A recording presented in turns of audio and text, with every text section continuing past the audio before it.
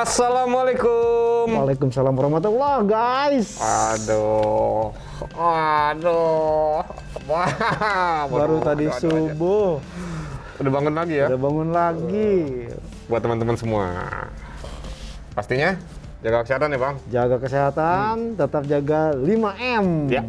Apa itu? Prokes. Oh, prokes. Iya, prokes 5M. Aduh, tapi yang terjadi di Amerika itu juga luar biasa, Bang. Circuit of the Americas bikin mata melek. Tapi yang gak tidur ya tidur, Bang. Siapa bilang? Oh, enggak ya? Tadi habis selesai nonton, terus ketemu subuh, mau tidur susah. Pas tadi siang malah ngantuk.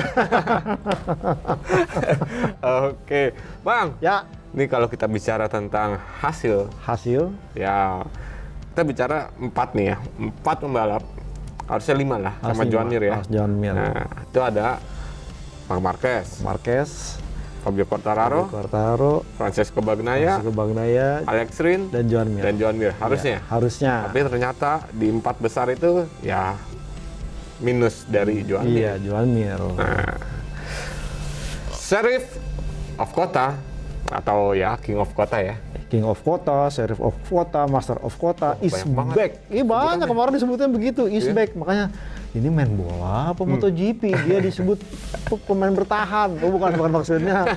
Marc Marquez telah kembali berhasil merenggut mahkota yang sempat hilang. Ya, mahkota kalau untuk raja, Iya. tapi ya itu rencana untuk sheriff. Bintang seri. Iya. Oke. Nah, Bang, Ya. ini menarik nih, Bang, karena kalau sesuai dengan prediksi kita itu seolah dibalik ya, Bang ya. Seolah dibalik bahwa Marc Marquez itu yang ada di posisi 3. Podium 3. Sedangkan Bagnaia itu ada yang di podium 1. Iya, podium 1. Jadi ketuker. Nah, yang tengah ini kan tadi Tetap. Suzuki kan? Iya, Suzuki. Nah, Quartararo ini berebut antara ya Marc Marquez kan? Iya. Oke. Tapi Bang gue penasaran. Kenapa nih akhirnya Marc Marquez ya bisa lagi nih kembali merebut rencana Sheriff of Kota dari Alex Rins. Jadi seperti yang dibahas sebelumnya tentang bagaimana Marc Marquez ini punya ciri khas yang unik dan dia punya istilahnya karakter yang cukup bagus menghadapi sirkuit yang arah itu anti-clockwise atau berlawanan jarum jam. Dan ini ditunjukkan di seri sebelumnya bagaimana di Sachsenring dia berhasil menang, kemudian di Aragon dia mampu duel, dan di kota ini sebenarnya ada sedikit keuntungan bagaimana jeda waktunya itu agak panjang ya, Bang. Nah kemarin itu waktu di Aragon kan cuma beberapa waktu, langsung ya seminggu langsung ketemu, langsung balap lagi. Nah ini memungkinkan dia untuk sedikit beristirahat, dan juga kalau kita melihat bahwa ya dia sudah cukup hafal dengan karakter Circuit of the Americas yang menjadi host MotoGP Amerika 2021 ini. Namun memang kemarin itu banyak yang muncul ke permukaan adalah terkait dengan perpindahan waktu yang di Amerika sebelumnya adalah di bulan April, di mana suhu lebih adem dan juga tidak terlalu bikin pembalap masih bisa fisiknya nggak terlalu terkuras. Betul. Itu yang pertama. Yang kedua adalah bahwa setelah 2020 tidak digelar MotoGP Amerika, ini kemudian menjadi problem buat si pemasok ban Michelin dalam hal ini. Dan dia agak kebingungan karena tidak sempat melakukan running uji coba karena harus absen, dan kedua akhirnya mereka spekulasi tetap menggunakan ban yang tahun 2018 yang artinya mirip dengan 2019. Nah padahal di kondisi saat kemarin itu pun ada hal yang faktor baru selain suhu, selain belum ada data, ternyata kondisi sirkuit bergelombang, keriting, kalau istilahnya itu bumpy. Ya kalau bumpy di area sini banyak polisi tidur, ya amit-amit nggak mungkin lah. Ini ternyata makin banyak, padahal diinformasikan oleh pihak pengelola Circuit of the America, mereka sudah melakukan resurface, memang tidak keseluruhan, hanya di bagian sirkuit, itu tikungan 1, 10, 12, dan di sektor 4.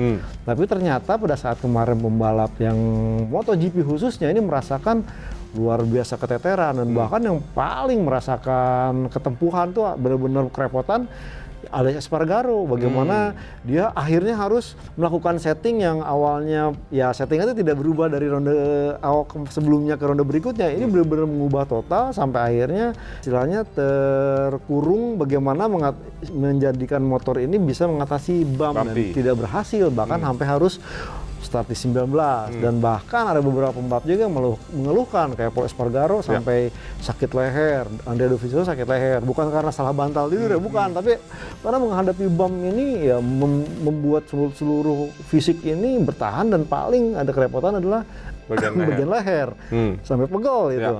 Nah ini yang menjadi problem. Nah sementara Marc Marquez kita melihat bahwa dia ini boleh dikatakan saya saat kemarin media scrum, press conference, saat ditanya oleh jurnalis, dia tidak terlalu mempermasalahkan bump atau gelombang ini. Justru dia bilang, ya saya yang lain pasti mengalami masalah yang sama, tapi ya itulah bagaimana caranya kita mencari settingan yang bisa kompromi dengan bump ini. Dan ternyata memang kalau kita melihat kemarin di saat running free practice 1 dan 2, Marc Marquez itu kondisinya kan basah dan kering. Dia langsung mencoba dengan hard soft. Itu berhasil cukup ampuh, namun di free practice 3 dan 4 karena kondisinya makin panas, ini Marc Marquez biasa mengalami kelelahan sehingga tidak terlalu mau mengepus untuk lebih bagus ketimbang menguras tenaganya. Ntar malah kedodoran di balapannya. Makanya di saat free practice 3, 4, kemudian Q2 dia nguntil mulu siapa aja pembalap yang jadi referensi, entah itu Alex Rins, entah Jack Miller, sampai hasilnya kemarin tuh dia cukup puas di angka 204 yang membuat dia bisa masuk barisan depan. Nah celakanya Marc Marquez ini punya start yang saya akui sangat luar biasa. Jos banget tanpa mood, dan dia tuh pembalap MotoGP yang saat ini agak sedikit anti dengan istilahnya starting device, kemudian heart rate adjuster, dan buat dia dengan start yang seperti itu udah luar biasa, dan itu dibuktikan kemarin. Dia start di posisi depan, dia langsung apa ya istilahnya, udah membayangkan begitu, udah mempunyai visi dan rencana, dan itu, dan sempat dikatakan dia tidak ada istilahnya menggunakan plan A dan plan B. Plan A dan B itu sama, artinya kabur, kemudian jaga jarak, udah bikin gap sejauh-jauhnya, dan itu semua berjalan lancar. Meskipun memang diakui Marc Marquez itu kemarin sempat agak slow, jadi dia cuma memang keluar dari tikungan lebih cepat tapi agak sedikit pelan. Baru kemudian di 6 lap dia bisa bikin gap cukup jauh. Karena pada saat ditanyakan dia merasakan memang agak sedikit khawatir dengan suhu optimum bannya. Jadi dia tidak coba dulu. Ya tahan dulu sampai suhunya maksimal, udah benar-benar optimal. Dia coba push, ternyata lebih enak, akhirnya dia bisa bikin gap. Nah, kemarin itu juga sebenarnya agak ekstrim karena pemilihan bannya hampir keseluruhan pembalap itu hard soft. Hanya ada beberapa pembalap, 3 orang, 2 orang hard medium, yaitu Brad Binder dan Valentino Rossi, hard Jack Miller. Nah dari kemarin itu memang akhirnya strategi yang dipetakan adalah siapa pembalap yang bisa menjaga tingkat keausan ban dan juga bisa klop dengan ban, memanfaatkan sebaik mungkin, bisa menjadi juaranya. Nah problemnya kemarin Quartararo itu agak sedikit terdistract atau terbawa untuk berduel dengan Jorge Martin sehingga bannya cukup kewalahan. Nah beruntungnya rival terberat dia dalam perebutan juara dunia yaitu Pecco Bagnaia juga mengalami masalah yang sama. Dia malah dari awal, entah ini karena memang Rossinya hipnotisnya udah hilang nih ya, hard soft udah hilang karena udah berapa bulan hard soft juga nih ya, hard soft seperti yang di 2 ronde kemarin.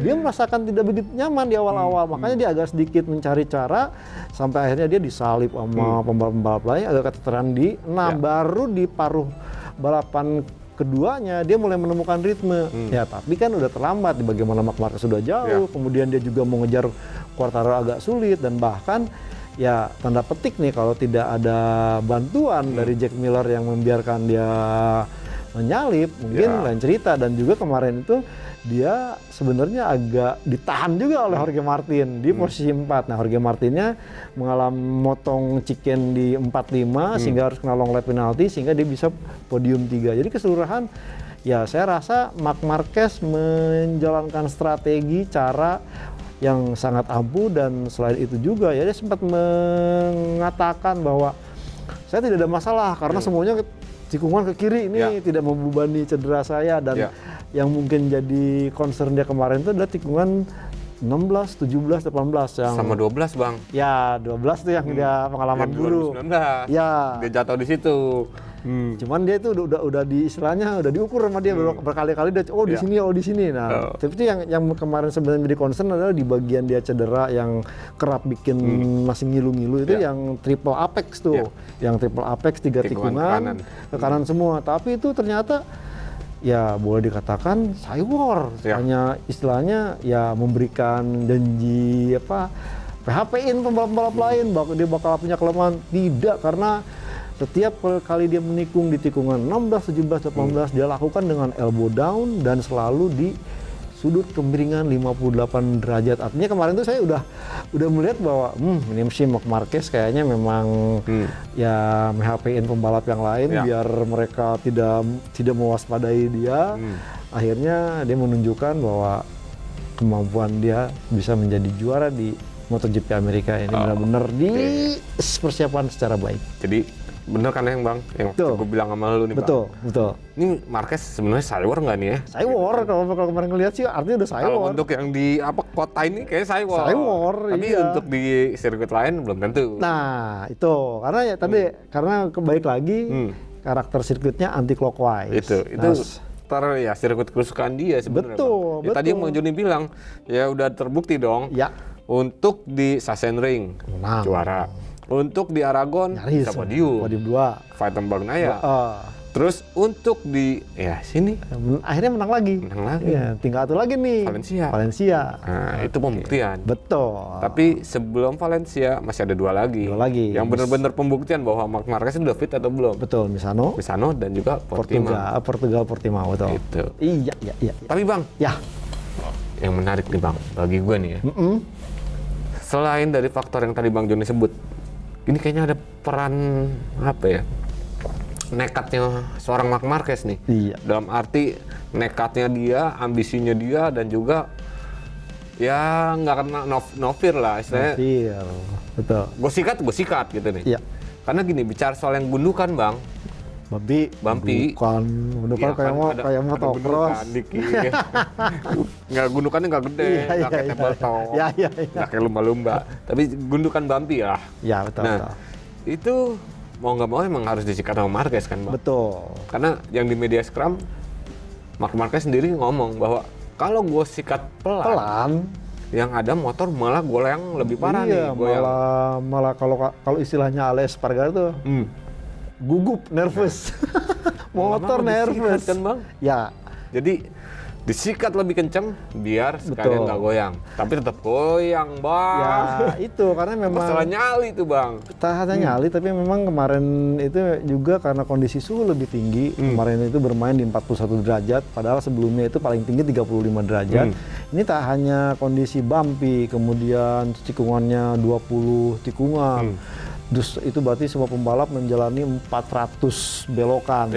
Tapi juga memang dengan menggunakan istilahnya racing suit yang benar-benar tebal, kemudian suhu panas nih membuat pembalap dehidrasi. Bagaimana sebenarnya kemarin Marc Marquez kalau pemainnya udah di platform media itu sampai ngos-ngosan.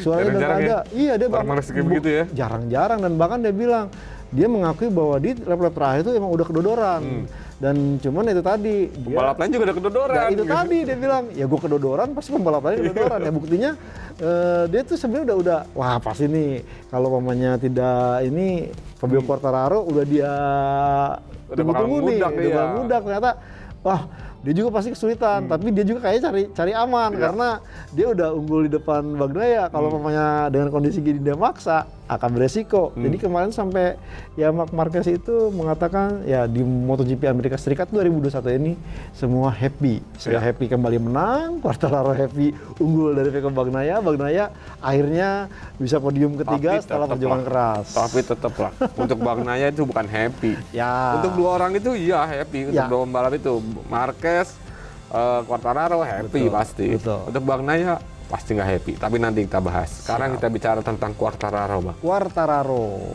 Kalau menurut Bang Joni, tentang Quartararo. Bisa dibilang nggak kalau Quartararo tuh ya nggak mau ngeduelin Marc Marquez. Yang penting dia finishnya di depan Bagnaia. Itu. Bener begitu Bang? Betul. Kenapa begitu?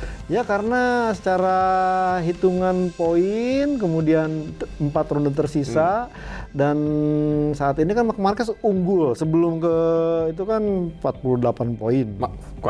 Siapa yang boleh? Quartararo dengan Bagnaia. Ya. Artinya pada saat sebelum kota ini 48 poin. Kemudian dia sadar pada saat balapan itu melihat bahwa kondisinya agak sulit. Dia strategi yang sangat diuntungkan adalah bahwa dia mencoba justru untuk melakukan istilahnya, ketika kita lihat kan dia tidak melakukan gebrakan-gebrakan yang luar biasa menunjukkan bahwa weh gue jago nih bakal kandidat menang di kota. Dia tampil semenjana gitu, bahkan di saat basah pun keteteran kan. Kemudian dia berhasil memperbaiki waktu itu di free practice 3 dan 4, dan kemudian baru dia di balapan itu pun tidak coba untuk menunjukkan wah mau menang nih, dan dia coba untuk tetap menjaga bagaimana dia tetap di belakang di depan Bagnaia. Di depan Bagnaia, dan meskipun Marc Marquez di depan dia tidak coba untuk kejar. Dan kemudian ya problemnya lagi ya, untungnya mungkin ya saya katakan Bagnaia aja juga problem. Jadi seandainya kemarin mungkin Bagnaia start bagus, melesat dan jauh, pasti Quartararo akan kejar. Ini kemarin kan Bagnaia-nya juga agak bermasalah, keteteran di tikungan pertama, malah dia coba duel, kesulitan, malah melorot sampai kemarin tuh mentok di 6. Beruntung kemudian dia bisa menemukan ritme terbaiknya lagi, sehingga akhirnya ke posisi ketiga. Nah posisi 3 ini coba kejar Quartararo agak kejauhan. Nah dengan hasil ini Quartararo ngitung, wah masih unggul, dan 52 poin ini ya bisa diajak ke Misano nanti. Dan nah sepertinya ini saya yakin di Misano Quartararo akan coba untuk push, karena dengan 52 dia finish di depan Bagnaia. Masih menang 5 poin, 57, nah tinggal 2 seri, 50, ya dia tidak, balapan juga masih unggul 7 poin. Itu yang membuat, dan jadi juara dunia, itu yang akhirnya membuat Quartararo ya coba tampil istilahnya elegan, strategi cerdas, dan ya boleh dikatakan ini ya masukan dari Marc Marquez saat di presscon, bahwa dia ditanya bahwa bagaimana sih kamu melihat persaingan Fabio Quartararo dan Bagnaia dalam perebutan juara dunia. Ya Marc Marquez dengan bilang ini keduanya pembalap kenceng, bener-bener kandidat juara dunia. Cuman masalahnya adalah Bagnaia ini yang under pressure banget, karena dia benar-benar tidak boleh melakukan kesalahan sedikit pun. Jadi benar-benar no room for excuse. Nah, sementara Fabio Quartararo unggul 48 poin. Seandainya dia melakukan kesalahan, masih bisa memperbaikinya, dan memperbaiki pun masih unggul dari dari Francesco Bagnaia. Nah, masih ada 3 race. Makanya dan sisa 3 race. Artinya ya dia meskipun tidak secara eksplisit menyatakan kemana dukungannya, tapi dia menjuju memang adalah Fabio Quartararo punya kans lebih besar untuk menjadi juara dunia MotoGP musim ini.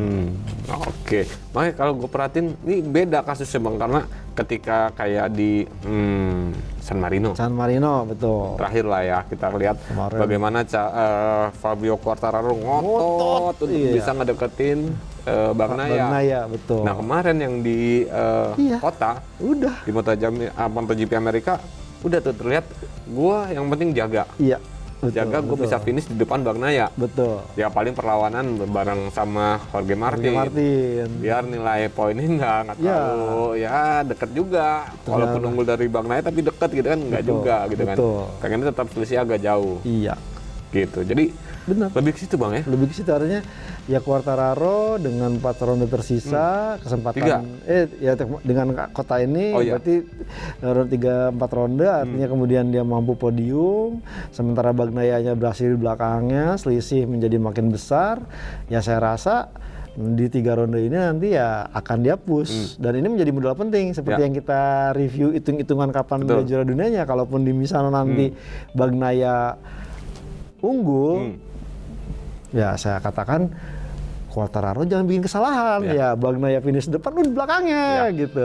Tinggal dilanjutkan di Portimao. Dan ya dengan asumsi kan dia udah pernah menang di Portugal di awal kemarin. Oke, tapi berarti kalau misalnya Quartararo, kalau Misano jatuh, dia finish di belakangnya Bagnaia, berarti kan rondenya masih berlanjut. Masih berlanjut. Portimao nih. Iya. Prediksi kita yang soal kapan itu kan lebih banyak di Misano kedua kan. Iya. Aduh. Ya tapi kalau mamanya katakanlah Quartaro-nya ngotot gitu, nggak mau nunggu lama-lama, nafsu. Gue finishin depan Bagnaia aja. Udah. Langsung di situ. Ya tau ya mau istilahnya ya amit-amit sih, bukan mau doain. Quartaro jorok gitu, tabrakin dan F22-nya. Dulu. Udah. F1. Iya.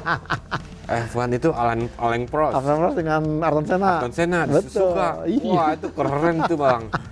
Ditabrakin sama Ayrton Senna. Betul. Wah, juara. Tapi nggak menyarankan itu hanya ya. Itu emang udah ini banget deh, hectic banget tuh. Halu kita. Nah, Bang. Ya. Ini tadi kita bicara tentang Quartararo. Betul. Sekarang kita bicara tentang Francesco Bagnaia. Super Pecco. Nah, kok lemas kan? Pecconya lemes? Ya lemes kan kemarin. Oh iya. Cuma ketiga. Saya kan yakinnya menang. Tapi itu capek banget kelihatan. Betul. Semua karena capek banget. Pas di media scrum itu kelihatan banget rambutnya kayak basah gitu ya. Gitu. Beda sama kayak Misano. Beda dengan Aragon gitu ya. Ini betul. Kalau kemarin kelihatan masih agak lemes gitu. Nah, nih Bang. Ya. Masalah apa sih yang dihadapi ya ini lagi Bagnaia? Betul. Jadi Bagnaia memang ini agak berbeda dengan Aragon dan San Marino yang dia sempat bilang dari sejak free practice pertama langsung dapat feeling motornya cukup apik. Nah di kota ini memang dia agak kesulitan. Free practice pertama hujan, free practice kedua agak kesulitan karena belum dapat setting, terlalu banyak bump. Kemudian juga melihat pembalap lain coba diikutin, artinya mindset untuk setting yang dia inginkan tidak ketemu sampai akhirnya di free practice 4 yang tidak istilahnya tidak ada keharusan untuk ya mencari waktu biar dapat overall ke Q2, tidak ada, artinya kemudian diputuskan mengadopsi setting yang serupa dengan San Marino. Oke. Artinya kemudian juga satu hal lagi karena pada waktu free practice 3 dan 4 itu satu waktu terbaik adalah Jack Miller, dia meminta atau mengikuti Jack Miller. Oke. Jadi secara rujukan bahwa kemarin itu bukan istilahnya murni settingan dari Francesco Bagnaia, tapi lebih kepada artinya ya ada bantuan dari Jack Miller. Itu tim order dan kemudian dia rasa ya itu yang terbaik. Padahal kalau mamanya mungkin ini feel-nya belum dapat gitu, sebabnya kemudian akhirnya di saat balapan yang memutuskan menggunakan hard soft. Nah hard soft ini diasumsikan Pecco Bagnaia bakal sama dengan di Aragon, sama dengan San Marino, ternyata karakter di awal ini tidak langsung nge-grip. Nah, Pecco Bagnaia mengalami masalah, kok tidak bisa mendapatkan grip. Ini berkali-kali dia akhirnya melorot, langsung dia mindset, oke dia tunggu dulu dah, dia coba untuk memanfaatkan beberapa lap memaksimalkan suhu kerja si ban, baru bisa dapat. Oke. Nah, tapi udah terlambat. Yang lain udah pada kabur. Nah, itu sebenarnya kemarin dia sempat ngobrol dengan Quartararo dan juga Marc Marquez bahwa kemarin waktu hard soft yang sama, problem yang dialami Bagnaia di kota itu dialami sebenarnya oleh Quartararo dan juga Marc Marquez di Aragon dan di San Marino. Misano. Nah, sementara problem yang ini malah terjadi di Bagnaia di kota, sementara Quartararo dan Marquez tidak ada masalah. Nanti kita bahas tentang itu. Betul. Itu jadi bahasan menarik tuh guys. Apakah benar jadi ban goib gitu apa enggak gitu kan? Nah itu sampai kemudian dia mendapatkan ritme terbaik, dia bisa ngejar si Jack Miller yang menggunakan hard karena awalnya Pecco tuh pikir wah saya salah nih karena Jack Miller pakai hard dia udah bisa nge-push tuh, ternyata tiba-tiba dia mulai bermasalah. Jadi memang tidak semata-mata ini agak menyulitkan bahwa hard soft harus bermain bisa menjaga tingkat keausan ban, kemudian hard harus bisa menjaga ban suhunya selalu. Ini benar-benar agak menyulitkan buat si pembalap yang ternyata akhirnya justru yang menggunakan hard soft yang malah menjadi juaranya. Oke. Karena kalau kita bicara tentang ya tadi ban nih Bang. Betul. Apakah si A ini punya ban yang sama dengan si B gitu. Betul. Nah, itu nanti kita bahas. Siap. Bang John. Ya. Ini banyak teman juga nanya nih. apaan? Etis nggak sih gitu loh. Iya. Ya kayak Miller kemarin. Betul. Kasih ke Bagnaia udah lewat Betul. deh gitu. Betul. Bang. Nah, itu etis nggak sih sebenarnya kalau untuk ya kita bukan bicara tentang F1 ya, tapi MotoGP. Sebenarnya kalau kita melihat di MotoGP tidak ada, di aturan ini tidak ada sampai yang menjuju bahwa tim order itu tidak boleh.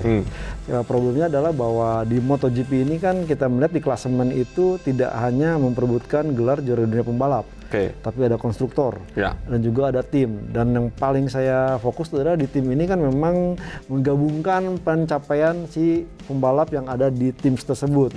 Nah, kemarin itu saya terlepas dari banyak yang wah tim order, problemnya adalah bukan seperti itu. Tapi kalau kita melihat satu kesatuan dan tim yang digalang dalam ini Ducati Lenovo tim, mereka udah menunjukkan bahwa performa saat ini nih yang memungkinkan untuk menjadi juara dunia adalah Pecco Bagnaia. Pada kalau mungkin nih seandainya Jack Miller di posisi Pecco Bagnaia, Pecco Bagnaia akan melakukan hal yang sama dan ini memang sudah seperti itu lumrah berlaku. Jadi bukan ya inget nggak tahun 2015 malah lebih ekstrim. Istilahnya konspirasi Spanyol yang itu udah negara yang bermain itu udah negara tapi kan tidak ada buktinya. Nah ini dari tim ini ya saya rasa jauh lebih istilahnya masuk akal karena mereka sesama tim dikontrak bareng-bareng. Dan bahkan kalau kita melihat bagaimana tim yang paling solid istilahnya kerjasamanya, saya melihat malah Ducati Lenovo tim. Dan bahkan sekarang nih Bagnaia tercecer 52 poin dari Quartararo, tapi lihat konstruktor, tapi lihat unggul di tim, mereka unggul. Artinya faktor dari tim order atau apa tidaknya ini ada objektif yang dicapai adalah mungkin Ducati melihat bahwa agak sulit untuk bisa mengejar titel juara dunia, tapi usahakan dengan segala cara tim order dibantu. Tapi kalau mamanya melihat tim, mereka bisa ada proyek tersendiri. Mungkin dia bisa jadi juara konstruktor, mungkin dia bisa menjadi juara tim. Nah, saya rasa selama ya hal itu dilakukan, dan kemarin pun sebenarnya bukan persoalan Jack Miller ngasih secara mudah, tapi memang Jack Miller pun mulai agak bermasalah dengan kondisi ban hard-hardnya itu mulai kehilangan grip. Tapi karena cuman dia tidak memberikan istilahnya cara susah buat Bagnaia untuk melewatin. Lain cerita dengan si Jorge Martin kan. Harus fight dulu. Walaupun sesama Ducati. Betul. Ya lu lawan gue dulu lah. Ya, tapi paling tidak, dan bahkan yang ya sudah dimaklumatkan oleh Jack Miller bahwa dia akan membantu semaksimal mungkin Pecco Bagnaia. Dan kalau pemain jadi bloker deh. Ya ada itu tuh memenya tuh. Jadi Bagnaia bawa motor, dia bawa gerobak, Jack Miller pakai sniper. Kacau tuh Bang ya. Aduh. Tapi ya ini memang bentuk yang menunjukkan bahwa begitu solidnya Ducati tim ketimbang tim-tim MotoGP lainnya. Nah, kalau bicara tentang Marc Marquez bisa triple winner di 2019 itu lain cerita tuh. Tapi bisa jadi kita bahas Bang, kenapa seorang Marc Marquez bisa mempersembahkan triple crown. Itu nanti kita bahas. Siap. Bang, jadi lebih ke situ ya. Betul. Analisa kemenangannya. Mengapa Marc Marquez bisa menang di kota? Betul. Mengapa Quartararo podium kedua tidak push untuk kejar Marc Marquez. Dan dia bilang bahwa podium 2 ini juga bagi saya ini suatu kemenangan. Betul. Lebih penting bahkan daripada podium 1. Betul. Karena itu tadi, saya mampu finish di depan Pecco Bagnaia. Dan itu menjadi target saya di kota. Betul. Sementara untuk Bagnaia ya agak ya mungkin dia sih bilang happy karena udah do the maximum, melakukan hal yang paling sangat maksimal. Tapi memang sebenarnya kekecewaan kelihatan banget bahwa ya tidak ada itu hipnotis Rossi sih yang hard soft. Padahal Rossinya sendiri tuh udah bisa dibilang salah satu finish terbaiknya lah. Iya. Dari posisi start yang begitu. Udah gitu 3 ronde kemarin kan Rossinya no point. Sekarang 1 poin. Tapi udah keren lah. Siap. Ya seenggaknya. Padahal gua bingung juga karena gini. Ya kayak di video yang preview. Bahwa kota ini ya sirkuit favoritnya Bang. Selalu berada di podium, tapi ya akhirnya di tahun terakhir dia ingin pensiun, setidaknya dia mencetak poin lah. Ya, tapi ya itu tadi sih, ya sempet kedengar kabar kan dia kesel. Ya dia kesel. Kenapa bang? Ya waktu tes Misano kemarin kagak dikasih update, padahal kan ya janjinya itu bakal ada update dari tim pabrikan ke Valentino Rossi, yang notabene Valentino Rossi kan pembalap pabrikan, tapi tidak. Makanya kan sempat kemarin di Misano itu dia bilang, wah gue cuman ngetes sehari, cuman gara-gara hujan di akhirnya. Ya, gue ngetes lagi. Oke, siap. Oh iya bang, terakhir apa? Bang, Apaan? Lupa. Yang 4 orang kan tadi. Oh. Dia baru ngomong 3 orang. 3 orang. Nah, Suzuki nih bang. Suzuki. Ada apa nih bang? Suzuki sama ya itu tadi. Baik itu Joan Mir ataupun Alex Rins. Ada apa yang terjadi bang? Jadi memang lagi-lagi bahwa problemnya adalah ya formula untuk time attack-nya masih belum dapat, itu yang kedua. Nah kemarin itu dengan pembelian hard soft ini sebenarnya saya udah agak sedikit khawatir. Apa ya, seneng karena startnya bagus. Karena nggak ada pembalap yang ngalangin, yaitu Alex Espargaro nggak ada di depan. Belakang. Betul. Tapi ternyata tiba-tiba ya Joan Mir mengalami masalah yang serupa dengan Pecco Bagnaia, artinya kehilangan rear grip di awal-awal balapan, sehingga dia harus mencari dulu kenapa nih, sampai menjaga suhu optimum baru dapat. Demikian juga Alex Rins, yang sempat duel. Iya, karena kalau kita Alex Rins bang, ini ya di awal-awal wah nih nih, ya, bisa duel, bisa fight nih, bisa di podium nih, drop. Nah ini memang kemarin itu sementara Joan Mir kerasa di awal, nah kalau si Alex Rins karena dia mencoba duel, ya seperti biasa cepat habis, mungkin akan lebih fair atau agak sedikit bisa bertahan kalau mungkin pemilihannya hard medium, seperti yang dilakukan oleh Brad Binder dan Valentino Rossi. Artinya memang secara overall catatan waktunya itu bisa konsisten, dan kalaupun mungkin bisa duel, tidak terlalu mengalami drop yang drastis seperti ban soft. Oke, jadi lebih ke situ kendalanya. Itu. Ditambah lagi ya Joan Mir. Ya, udah. Bareng sama Jack Miller. Ini jadi insiden kayak di Qatar. Cuma kalau di Qatar kan ya tidak dikenai penalti. Cuma kalau ini memang karena kejadiannya di tikungan.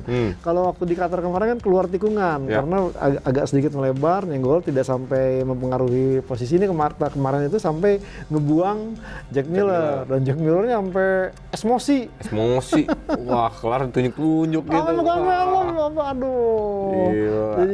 Jadi kelihatan aslinya tuh kalau jangan macem-macem nih sama Jack Miller. Gitu. Bercanda boleh, tapi jangan di sirkuit. Jangan di sirkuit, betul. Oke bang, siap guys. Jadi itulah analisa kita ya di review MotoGP Amerika Serikat 2021. Oke. Jadi kita akan ketemu lagi ya 3 minggu lagi. 3 minggu. Jangan deh, kita ketemu hari Jumat aja ya. Jumat boleh. Ya, Jumat aja ya. Siap. Dengan tentunya bahasan yang berbeda. Yang lebih menarik. Karena tanggal 20 berapa tuh baru 24 baru minggu. Misano kedua. Ya, kalau mau medannya kok udah 2 minggu, kok 3 minggu.